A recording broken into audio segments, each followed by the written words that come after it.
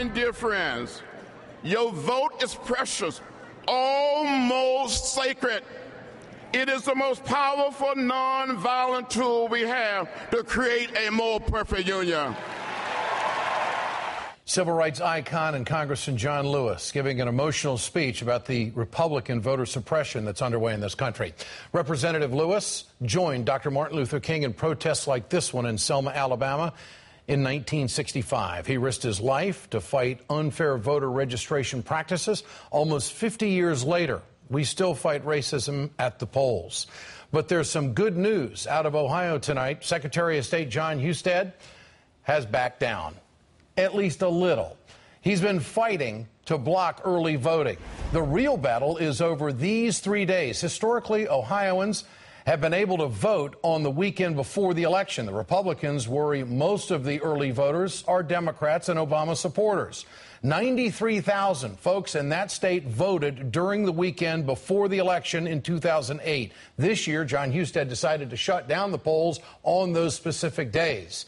Now the Obama campaign is taking Husted to federal court. At first, Husted ignored the judge and told every county in the state to keep the polls closed. No early voting, no matter what. But today, Husted apologized.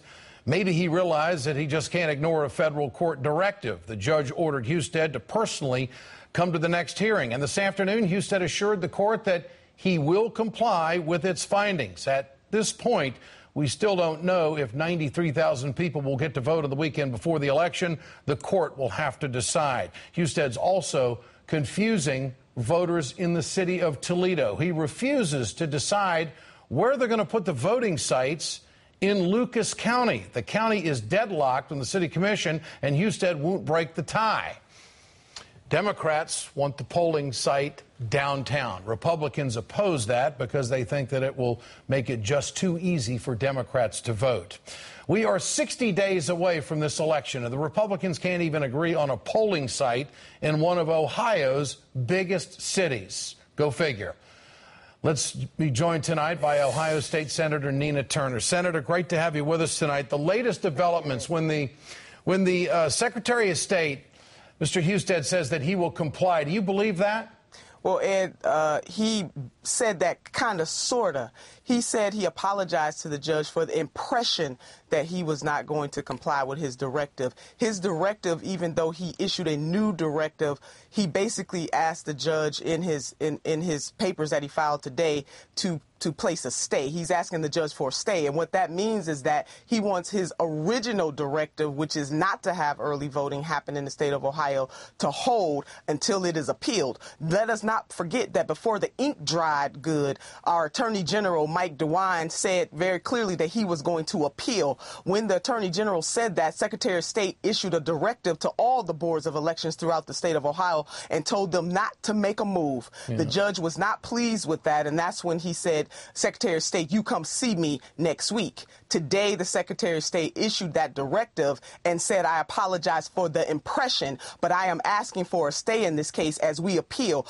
And they are appealing to stop access to the ballot. So, no, this is not necessarily a good thing in the state of Ohio. Enough is enough. They need to stop suppressing the vote. So it sounds like the federal judge is certainly paying attention to what the heck the scheming that's going on here. When DeWine came out and said that, the judge responded. I mean, that's the way it's. So it sounds like you've got a federal judge who is on top of this and going to make sure that these voters are going to be having the opportunity to vote early. But are the Republicans in the midst of all of this succeeding in confusing Ohio voters? What about that? Absolutely, Ed. Not just Ohio voters. I was in Charlotte, as you know, and voters all over this country are confused. They don't know if it's voter ID, vote early, vote late, or vote never. But we will not be deterred. And, Ed, you know, some folks are too cool, calm, and collected about this. You know, if your house was being robbed, you wouldn't be cool, calm, and collected. The Republicans are trying to steal the election in the state of Ohio and across this nation, and there is something wrong with that.